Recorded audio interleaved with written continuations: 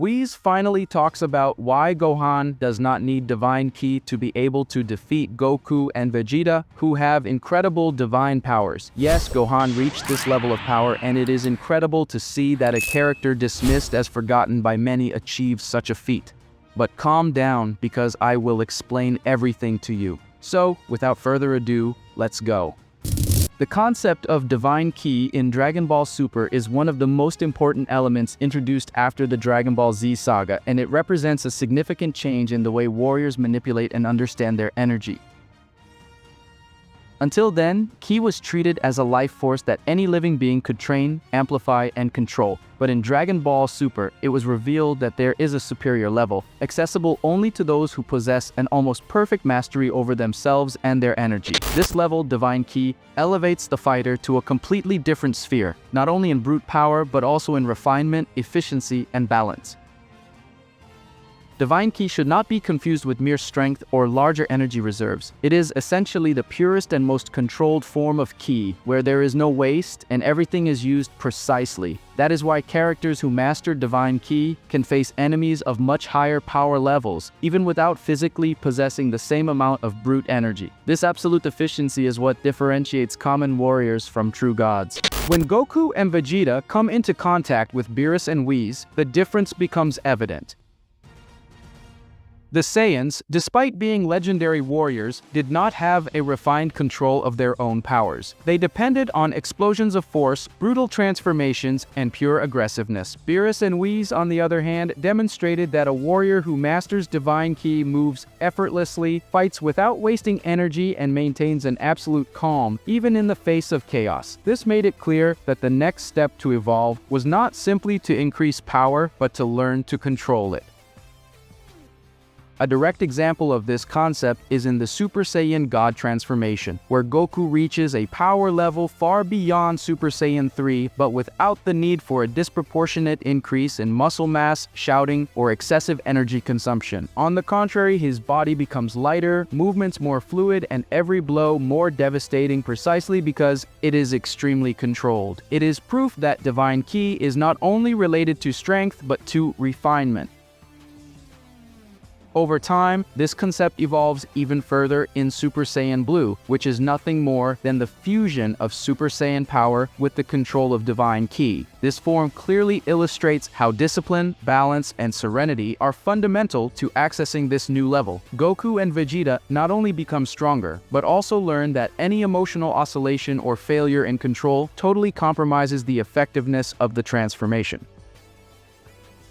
This point connects directly with the philosophy of the angels and the gods. Whis, for example, always reinforces that a warrior should not fight only with strength, but with technique, calm, and perception. Divine ki, in this sense, is a manifestation of self-control. That is why blows guided by this energy are almost impossible to feel or track by those who do not have the same sensitivity. Characters who do not master divine ki cannot even detect warriors at this level, as was shown when Goku faced Beerus for the first time. Divine ki is also a watershed between mortals and divinities. While common warriors can train their body and mind to reach incredible limits, divine ki separates those who can control the inner chaos from those who allow themselves to be dominated by brute instinct. This concept becomes even clearer when we look at techniques like Ultra Instinct, which is nothing more than the climax of ki control, allowing the body to react on its own without the mind's interference. In a way, it can be said that divine ki is the natural evolution of everything that has been presented in Dragon Ball so far.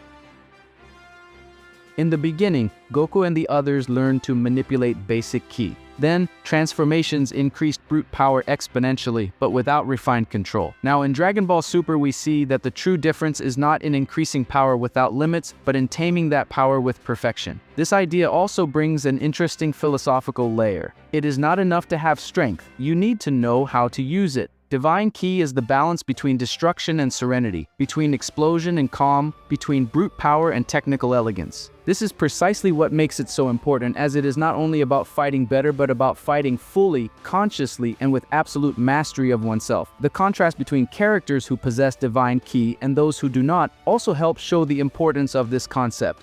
For example, when Frieza returns in his golden form, he exhibits absurd strength. But he still loses to Goku and Vegeta precisely because he does not master ki efficiently. His body was not prepared to sustain that energy in a balanced way, while the Saiyans had already learned to channel divine power. Another crucial detail is that divine ki allows for infinite growth. Unlike brute power, which finds physical and endurance limits, ki control can always be improved, making every movement faster, every blow deadlier, and every defense more solid. This explains why the gods do not need gigantic transformation forms. They have already reached a level where everything is channeled without waste. Deep down, divine ki is the essence of what Dragon Ball Super wanted to convey as the evolution of the work. If in Dragon Ball Z the focus was on breaking limits with brute force, now the focus is on understanding that true strength comes from the almost perfect control of one's own ki. It is the difference between being merely a powerful warrior and approaching the level of the gods. Therefore, divine ki is more than a technique or transformation. It is the foundation of everything that will come next. Goku, Vegeta, Broly, and even Gohan will have to learn to deal with this idea if they want to face enemies like Black Frieza or even other gods. The concept not only expands the Dragon Ball universe, but also redefines what it means to be strong in this world. This leads us to a truly fascinating point within Dragon Ball Super. Divine Ki, despite representing the climax of power control and refinement, is not the only way to achieve supremacy. The narrative itself shows that there are still warriors who, even without this type of energy, can rival or even surpass those who master divine power. This opens space for interpretations that the Dragon Ball universe is not limited to a single philosophy of strength, but rather to multiple paths that can lead to the top. The clearest example of this is Broly. During the events of the movie Dragon Ball Super Broly, we saw a pure warrior, without any specific training in divine ki, simply crush Goku and Vegeta in their Super Saiyan Blue forms.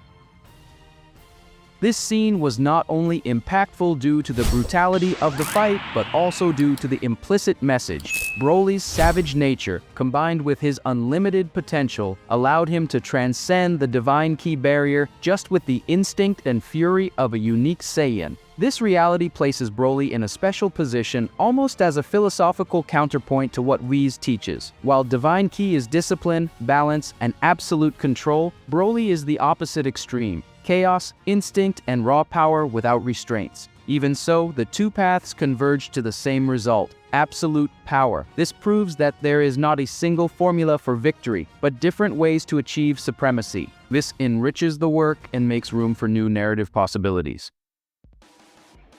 Another undeniable example is Black Frieza. His return made it clear that even without mastering divine ki, he managed to surpass Goku in Ultra Instinct and Vegeta in Ultra Ego at the same time, with a single blow. Frieza was never a character who followed the path of control or serenity. On the contrary, he always used brute force and his own combat genius. The simple fact that he reaches such a high level just with intense training demonstrates that divine ki is an important resource, but not indispensable. And then we arrive at Gohan, perhaps the most impressive case of all. By awakening his beast form, Gohan showed that he does not need divine ki to reach levels that even the gods would recognize. He not only defeated Cell Max easily, but also revealed that he was far from using all the power that his transformation offers. This means that there is still a hidden potential, perhaps even more terrifying than any divine transformation ever seen.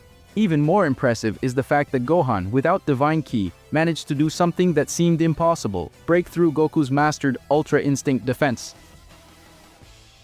This feat not only challenges the absolute superiority of divine ki, but also reinforces the idea that Gohan is a warrior who treads a totally unique path within the franchise. He does not follow Whis' philosophy nor Broly's savagery, but a path of his own, fueled by intelligence, serenity, and above all, his protective fury. The most incredible characteristic of the beast form is that the more rage Gohan feels, the stronger he becomes. This is something that divine ki, with all its control, cannot replicate. While the gods depend on calm to raise their level, Gohan relies on his humanity, on his emotions, to break limits. It is as if the contrast between reason and emotion is the differential that separates him from all other warriors. This point creates a fascinating duality in the Dragon Ball universe. On one side, we have the path of divine ki, control, balance, and constant evolution. On the other, we have the path of fury and hidden potential, exemplified by Gohan and Broly. Both sides show that it is possible to reach divine levels without necessarily following the same methodology. This enriches the work and makes room for new narrative possibilities. In Gohan's case, this becomes even clearer when we remember that he himself claimed to be far from showing all the potential of the beast form. This means that, in a possible fight against Black Frieza, he would still have hidden resources to reveal. And if we consider that his strength grows proportionally to the intensity of his rage, we can imagine that Gohan is still destined to surpass even the gods without ever needing Divine Ki. It is interesting to note that this approach does not negate the importance of Divine Ki, but shows that it is not a universal requirement. While Goku and Vegeta continue to follow Whis' philosophy, Gohan follows his own path. It is as if destiny has reserved an alternative route for him, one that connects him not to divine calm, but to the unlimited power of his emotions. This difference also reinforces the individuality of each warrior. Dragon Ball was never limited to just one hero. Each character has a style and a path that makes them unique. Vegeta found his identity in Ultra Ego. Goku found his evolution in Ultra Instinct. Broly established himself as pure, savage instinct. And now Gohan shows himself as the warrior who channels his love and fury to become something that surpasses even the very concept of divinity. All this leads to a powerful conclusion. There is not just one correct path to reach the peak in Dragon Ball. Divine Ki is a great route, but not the only one. Broly, Frieza, and Gohan proved that there are other ways to achieve the same level or even surpass it. This opens the door for the future of the work to explore even more the differences between each philosophy of power, creating unique clashes between characters who represent distinct ideas about what it means to be strong. In Gohan's case, the most intriguing thing is that his beast form does not depend on constant training like Goku's or Vegeta's. It depends on moments of awakening, of extreme circumstances that cause his fury to emerge. This gives him an absurd unpredictability, something that no enemy can clearly predict. And perhaps it is precisely this unpredictability that will make Gohan the greatest threat against Black Frieza, someone who meticulously prepared to face Divine Ki warriors, but perhaps did not consider that a mortal without that energy could surpass him. In the battle against Black Frieza, all these concepts will finally meet on the same battlefield. On one side, we will have Goku and Vegeta, maximum representatives of Divine Ki, each traversing distinct paths within this concept, Ultra Instinct and Ultra Ego. On the other, we will have Broly and Gohan, who follow a completely different route based on savage instinct and emotional fury. Frieza, in turn, is the personification of obsessive training without any divine philosophy, a warrior who simply sought brute power until he surpassed logic itself.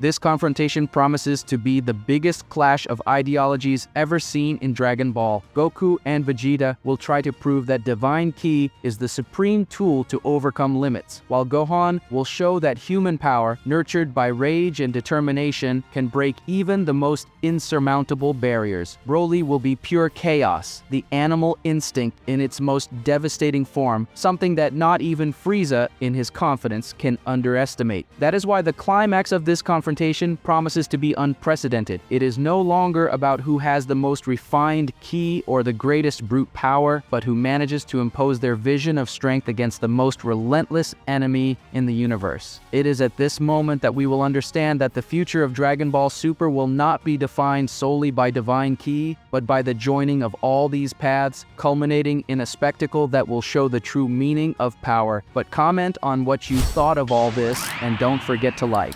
Thank you very much for everyone's support, and until next time.